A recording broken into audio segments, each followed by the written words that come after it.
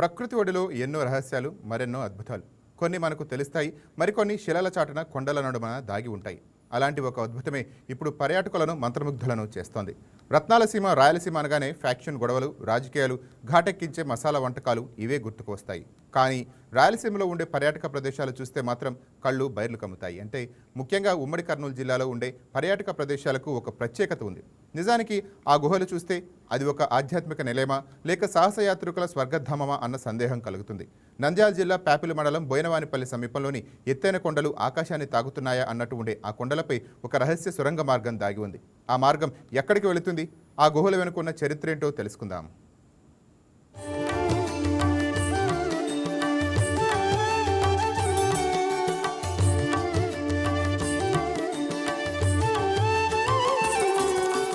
రామాయణ మహాభారతాన్ని రచించినటువంటి వాల్మీకి మహర్షి నడయాడిన నేల ప్రస్తుతం పర్యాటకులను ఎంతగానో ఆకట్టుకుంటుంది.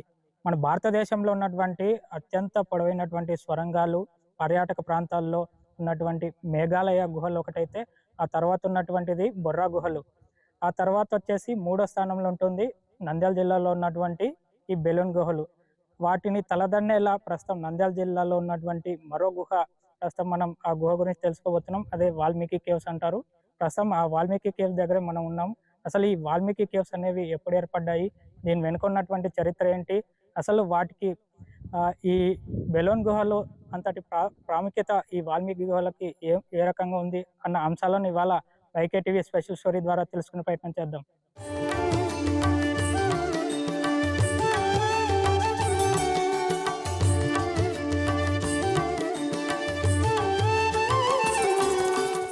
ఒకవైపు ఆధ్యాత్మిక కేంద్రంగాను, మరోవైపు పర్యాటక కేంద్రంగాను పర్యాటకులను ఆకట్టుకునేలా అద్భుతమైన ఆలయ కట్టడాలు, రాజులు పరిపాలించిన ప్రాంతాలు, ఇలా చెప్పుకుంటూ పోతే ఎన్నో అద్భుతమైన ప్రదేశాలు మన దేశంలో ఉన్నాయి.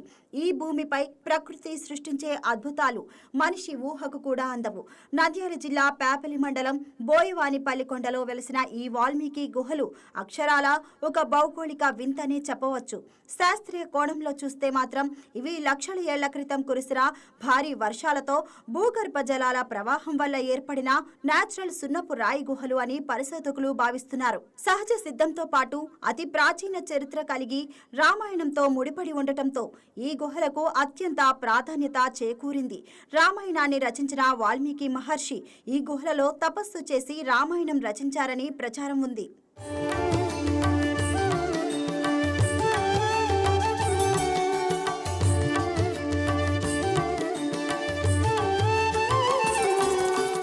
నీటి ప్రవాహం రాళ్లను కోతకు గురి చేయడం వల్ల కొండ గర్భంలో భారీ సొరంగాలు ఏర్పడతాయని శాస్త్రవేత్తలు అంటున్నారు.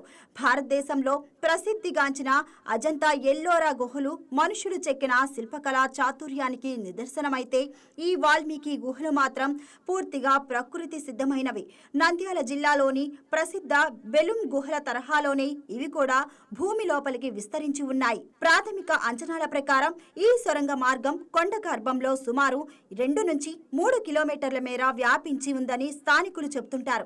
అయితే లోపలికి వెళ్లే కొద్దీ ఆక్సిజన్ స్థాయిలు తగ్గడం, మార్గం అత్యంత ఇరుకుగా మారడంతో పూర్తి స్థాయి అన్వేషణ ఇంకా జరగాల్సి ఉంది. ఒకప్పుడు ఇవి దట్టమైన అరణ్యంలో ఉండటం వల్ల బాహ్య ప్రపంచానికి తెలియలేదు.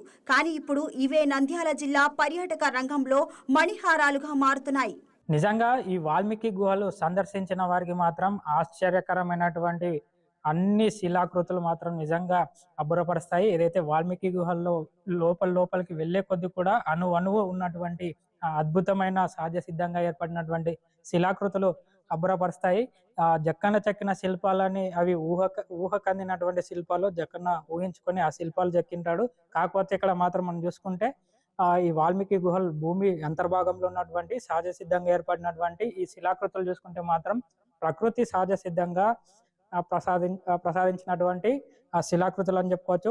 ప్రకృతి సహజ సిద్ధంగా ఏర్పడినటువంటి శిలాకృతులు అనుకోవచ్చు. ఇక్కడ చూసుకోవచ్చు మన అణువున ఉన్నటువంటి ఈ ఏదైతే రాళ్ల నుంచి సహజ సిద్ధంగా ఏర్పడినటువంటి ఈ స్ట్రక్చర్ ఏదైతే ఉంటుందో నిజంగా ఆశ్చర్యపరుస్తాయి. ఇక్కడ ఏది ముట్టుకున్నా కూడా, దేన్ని టచ్ చేసినా కూడా ఒక సంగీతంలో వచ్చేటటువంటి శబ్దాలు కూడా వస్తా ఉన్నాయి. మనం చూసుకోవచ్చు ఇక్కడ కింద ఉన్నటువంటి ఈ స్ట్రక్చర్ ఏదైతే ఉంటుందో నిజంగా ఆలయాల్లో, శివాలయాల్లో ఈ శివుడి ముందు ఉన్నటువంటి నంది విగ్రహం ఏ రకంగా ఉంటుందో ఆ రకంగానే ఇది సహజ సిద్ధంగా ఏర్పడినటువంటి నంది ఆకారంగా ఈ ప్రాంతం వాసులు చెప్పుకుంటున్నారు.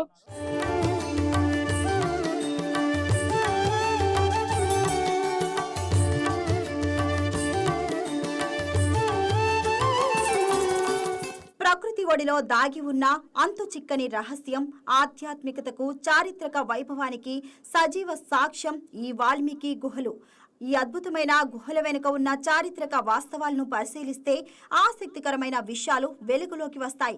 ముఖ్యంగా పురావస్తు శాస్త్రవేత్త రాబర్ట్ బ్రూస్ ఫుడ్ ఈ ప్రాంతంలో విస్తృతమైన పరిశోధనలు చేశారు. 1880లో ఆయన ఈ గుహలను సందర్శించి ఇక్కడి భౌగోళిక నిర్మాణంపై లోతైన అధ్యయనం నిర్వహించారు. సుమారు ఏడాది కాలం పాటు సాగిన ఈ పరిశోధనల్లో ఇవి కేవలం ప్రకృతి సిద్ధమైన గుహలే కాకుండా ఆది మానవుల ఆవాస కేంద్రాలుగా ఉండేవని ఆయన గుర్తించారు. 1884వ సంవత్సరంలో ఈ గుహల ఉనికి అధికారికంగా వెలుగులోకి వచ్చింది. అప్పట్లో ఇక్కడి రాతి ఆకృతులు, గుహ లోపల ఉండే శీతల వాతావరణంపై ఆయన చేసిన నివేదికలు పురావస్తు శాఖను ఆశ్చర్యపరిచాయి.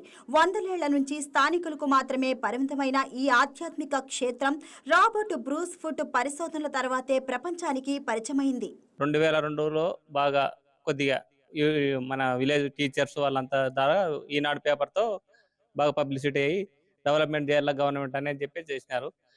లాస్ట్కి అట్లా చేసుకుంటే మామూలుగా శివరాత్రికి అట్లా పూజలు స్థానికులు వచ్చి చేస్తున్నారు. దీంట్లో వాల్మీకి మహర్షి కిష్కింధకాండ భాగంలో రచించినారని అని చెప్తారు. ఇక్కడ మునులు తపస్సుకి కింద ప్లేస్లో అండర్ ప్లేస్ బాగా వెడల్పుగా ఉంది. అక్కడ వచ్చేసి మునులు ఋషులు తపస్సు చేసి సమావేశం అవుతున్నారు కానీ అట్లా అన్నవాళ్ళు చెప్తుంటారు.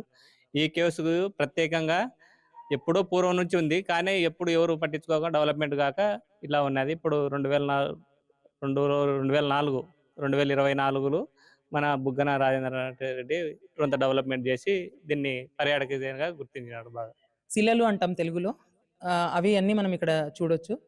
ఇంకా మనం చూసినట్టయితే ఈ రుద్రాక్ష గుత్తుల్లాగా కనిపిస్తున్నవి లోపల హ్యాలో ఉంది. When we observe, when we touch but అంత హ్యాలో ఉన్నా కూడా ఎక్కడ అవి విరగడం కానీ, అంటే అంత స్ట్రాంగెస్ట్ మినరల్ ఈజ్ దేర్, అది నేను గమనించాను. రెండవది ఏంటంటే ఇంత డెప్త్లో ఉన్నా కూడా మనం భూమి నుంచి ఆక్సిజన్ ప్రాబ్లం లేదు, అది most important thing. So here we are having some kind of oxygen. ఇది మనం నిర్వివాదంగా చెప్పగలిగినటువంటి విషయం. We are so happy and we observe that what are the steps they are formed. It is also very good and was it visitor friendly. But moreover, that all details guide and everything they explain only religious matter. But it is not only the matter of religious. Some of the geological matters and scientific reasons also is there in this cave. But nobody explained that and there is no any board about that. Valmiki గుహలు కేవలం ఒక రాతి కట్టడాలు మాత్రమే కాదు, ఇవి అంతు చిక్కని రహస్యాలకు నిలయాలు. ఈ గుహల్లో అత్యంత ఆశ్చర్యపరిచే అంశం ఏంటంటే బయట భానుడి బగబగలు మండుతున్న గుహ లోపలికి అడుగు పెట్టగానే ఏసీని మించిన చల్లదనం మనల్ని పలకరిస్తుంది. గుహ గోడల నుంచి నిరంతరం ఊరే తేమ, అక్కడి రాతి నిర్మాణాలు పర్యాటకులను సంభ్రమాశ్చర్యాలకు గురిచేస్తాయి. నేడు మన కళ్ల ముందు కనిపిస్తున్న ఈ అద్భుతం ప్రకృతి సృష్టించిన మ్యాజిక్ మాత్రమే కాదు, వేల ఏళ్ల మానవ పరిణామ క్రమానికి నిశ్శబ్ద సాక్షిగా నిలుస్తుంది. భారతదేశంలోని ఇతర గుహలతో పోలిస్తే వాల్మీకి గుహలకు ఉన్న అతిపెద్ద ప్రత్యేకత ఈ గుహల యొక్క ఆధ్యాత్మిక నేపథ్యం. వాల్మీకి మహర్షి ఇక్కడ తపస్సు చేశారనడానికి సాక్ష్యంగా గుహ లోపల ఆయన విగ్రహం మరియు ప్రాచీన ఆనవాళ్లు కనిపిస్తాయి.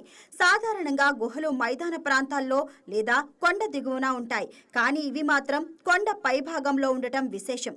సొరంగ మార్గంలో వెళ్తున్నప్పుడు కొన్ని చోట్ల రాళ్లు వివిధ ఆకృతుల్లో, అంటే సింహం, శివలింగం ఆకారంలో కనిపిస్తూ ప్రకృతి వైవిధ్యాన్ని చాటి చెబుతాయి. ఆధునిక యుగంలో కూడా ప్రకృతి తన ఒడిలో ఇంతటి అద్భుతాన్ని ఎలా దాచుకుందో అర్థం చేసుకోవాలంటే ఈ వాల్మీకి గుహలను తప్పక దర్శించాల్సిందే.